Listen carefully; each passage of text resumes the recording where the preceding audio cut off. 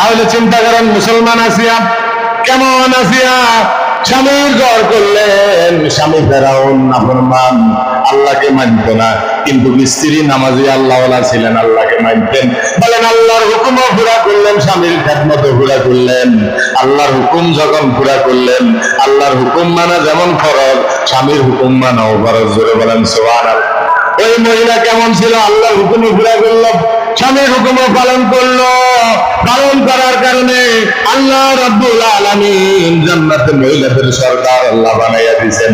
আসিয়ার সমস্ত সন্তানকে তেলের কড়াইয়ের ভিতরে ভাজি ফেলছেন। আসিয়াকে অনেক কষ্ট দিয়েছেন, এক হাতে ফেরাক দিলেন, আরেক হাতে ফেরাক দিলেন। তোমার আল্লাহকে ছেড়ে দাও, তোমার আল্লাহকে ছেড়ে দাও, আমাকে রব বলে স্বীকার করো। আসিয়া বলতেছে কখনো নয়, যাকে আল্লাহ আমি মানছি সেই হলো আমার আল্লাহ। আমার আল্লাহর আগেও কেউ নাই, পরেও কেউ নাই। আমার আল্লাহর সমকক্ষ আসমান জমিনে আর কেউ নাই। সুবহানাল্লাহ। আমার আল্লাহর নাম হলো লা ইলাহা ইল্লাল্লাহ মুহাম্মাদুর রাসূলুল্লাহ সাল্লাল্লাহু আলাইহি ওয়াসাল্লাম। তাহলে চিন্তা করেন আসিয়ার মর্যাদা আল্লাহর কাছে দাম বেড়ে গেছে কি যায় নাই? মৃত্যুর সময় মুফাসসিরিনে কেরাম বলেন, ও মুসলমান, যখন আসিয়ার জান কবজ করার জন্য ফেরেশতা আসছে, আমার আল্লাহ রাব্বুল আলামিন জান্নাতকে সচক্ষে আসিয়ার চোখের সামনে আল্লাহ দেখাইয়া দিয়েছে। বলেন সুবহানাল্লাহ। তাই আল্লাহ আপনার কাছে আমার একটা আবদার, আমার মৃত্যুর পরে যেন আমার ঘরটা আপনার ঘরের সাথে হয়। বলেন না সুবহানাল্লাহ। তাহলে চিন্তা করেন আসিয়া রাদিয়াল্লাহু তাআলা আনহার মর্যাদা কেমন।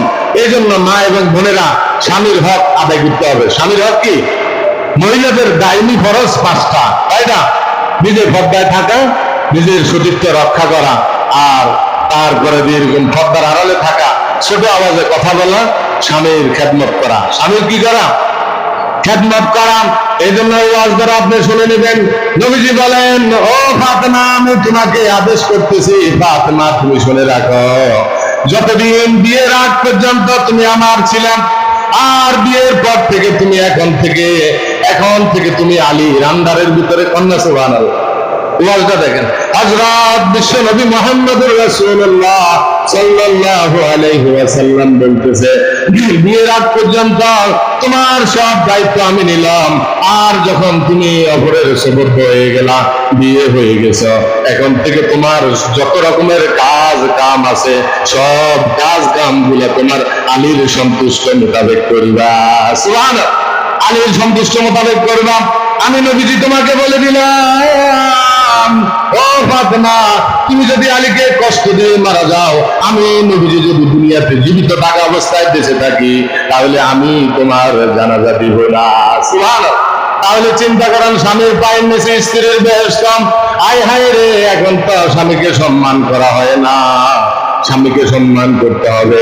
হযরত আসিয়া রাদিয়াল্লাহু তাআলা আনহা আল্লাহর হুকুম পুরা করলেন, স্বামীর খেদমত করার কারণে আল্লাহ রাব্বুল আলামিন মৃত্যুর আগে যখন আজরাইল আসলেন, সাকরাতুল মউত যখন আরম্ভ হবে, তাফসীরের ভিতরে আসছে আল্লাহ রাব্বুল আলামিন জান্নাতের ঘর আসিয়ার চোখের সামনে আল্লাহ দেখাইয়া দিয়েছে।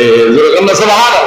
এরপরে দেখেন হযরত মরিয়ম আলাইহিস সালামের কথা, হযরত ফাতেমা রাদিয়াল্লাহু তাআলা আনহার কথা, মুসলমান জগৎ বিখ্যাত কিতাবের ভিতরে আছে, এই 4 জন মহিলা জান্নাতে রমণীদের সরদার হবে। তাহলে কেমন ঘটনা তারা করলেন, কেমন তারা আল্লাহ রাসূলের কাজ করলেন, ঈমান আমল করলেন। ঈমান আমল ছাড়া আমাদের কোনো উপায় নাই। 5 ওয়াক্ত নামাজ দ্বারা আমাদের জীবন সাজাইতে হবে, জিকির করতে হবে, কোরআন শরীফ পড়তে হবে, ভালো কাজ করতে হবে, মানুষকে সালাম দিতে হবে। আপনি যদি ভালো কাজ জমিনের উপরে করেন, জমিনের নিচে শান্তি দিব কে? হযরত সাহাবায়ে কেরাম এই জমিনের উপরে যত ভালো কাজ করছে, কিয়ামত পর্যন্ত সমস্ত মানুষ সাহাবায়ে কেরামের কথা বলবেন, ওলি আউলিয়াদের কথা বলবেন, এবং তারা কবরের ভিতরে সুখ শান্তির ভিতরে থাকবে। জোরে বলেন সুবহানাল্লাহ। এখন তারা যদি খারাপ কাজ করতো, তাদের প্রশংসা সারা জীবন মানুষের মুখের মধ্যে থাকতো। তারা ভালো কাজ করছে, তাদের প্রশংসা কিয়ামত পর্যন্ত থাকবে। সুবহানাল্লাহ। এই জন্য কবর কারোর জন্য মামু নয়, কবর কারোর জন্য খালু নয়। ওই কবরের ভিতরে যাইতে হলে ঈমান এবং আমল নিয়ে যাইতে হবে। বলেন সুবহানাল্লাহ। আমি যে কথা বলতেছিলাম, ফাতেমা কার মেয়ে? বলেন ফাতেমা কার মেয়ে? আপনারা বলেন, জোরে বলেন, কার মেয়ে? মাশাআল্লাহ, 1 নম্বর। 2 নম্বর হলো ফাতেমার ঘরে যে 2 সন্তান আসছে, 2 সন্তানের নাম কি বলেন? মাশাআল্লাহ। আর ফাতেমা বিয়ে হয়েছে কার কাছে? আলীর কাছে। আলী আসাদুল্লাহিল গালেব, আল্লাহ রাসূলের ইয়ে ছিলেন, স্বাস্থ্য ভাই ছিলেন। যাই হোক, এখন চিন্তা করেন কয় কি নবী লকব পাইছেন। আরেকটা হলো নবীজির মেয়ে, বিশ্ব নবীজি, নবীজির মেয়ে, যে নবীজি বলেন, আমাকে যদি আল্লাহ রাব্বুল আলামিন জমিনের ভিতরে না পাঠাইতো, আমার নূরকে আল্লাহ রাব্বুল আলামিন সর্বপ্রথম বানাইছেন আর আমাকে সর্বশেষে দুনিয়াতে পাঠাইছেন। বলেন সুবহানাল্লাহ। তাহলে চিন্তা করেন, ওই নবীজি বলেন, আমার কলিজার টুকরা হইল ফাতেমা। আমার কলিজার টুকরা কি? ফাতেমা। এখানে কোন দল নিয়ে চলবে না মুসলমান। চিন্তা করেন, নবীজির আশা সে বসে থাকে নাই, আমল করছেন। হাসাইন হুসাইনের কথা যে কোরআনের ভিতরে আছে, আল হাসান ওয়াল হুসাইন সাইয়্যিদা শাবাবি আহলুল জান্নাহ। হাসাইন হুসাইন হবে যুবকদের সরদার। আসাদুল্লাহিল গালিব আলী রাদিয়াল্লাহু তাআলা আনহুকে আল্লাহ রাব্বুল আলামিন কাফেরদের জন্য বাগ বানাইছেন। বলেন না সুবহানাল্লাহ। আর ফাতেমাকে আল্লাহ রাব্বুল আলামিন দুনিয়া থাকা অবস্থায় জান্নাতের সুসংবাদ দিয়ে দিয়েছেন। নবীজি যখন ওফাতের সময় কাঁদতেছিলেন, ফাতেমা কাছে যাই বলতেছে, বাবা এত বেশি কাঁদতেছেন কেন? হয়তো আপনি মনে দুনিয়া থেকে চলে যাবেন, আমরা কার কাছে থাকবো? তো নবীজি ফাতেমাকে কানে কানে বলছে, কান্দা একটু আমার কাছে আসো, আমি বলতেছি সর্বপ্রথম আমার ওফাতের পরে তোমার সাথে আমার দেখা হবে। কন্যা সুবহানাল্লাহ।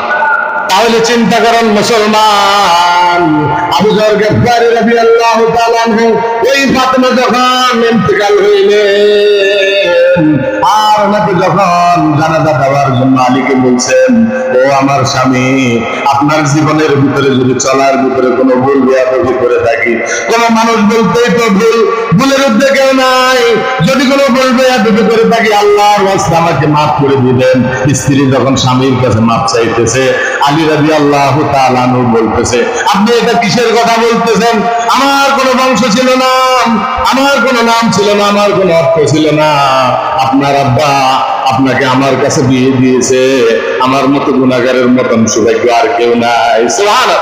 আপনি আমাকে আল্লাহর রাস্তায় মাফ করে দেন। যদি কোনো ভুল বেয়াদবি আমি করে থাকি, আপনার জীবনে স্ত্রী হিসেবে কোনো হক আদায় করতে পারি নাই, আপনি আল্লাহর রাস্তায় আমাকে মাফ করে দেন।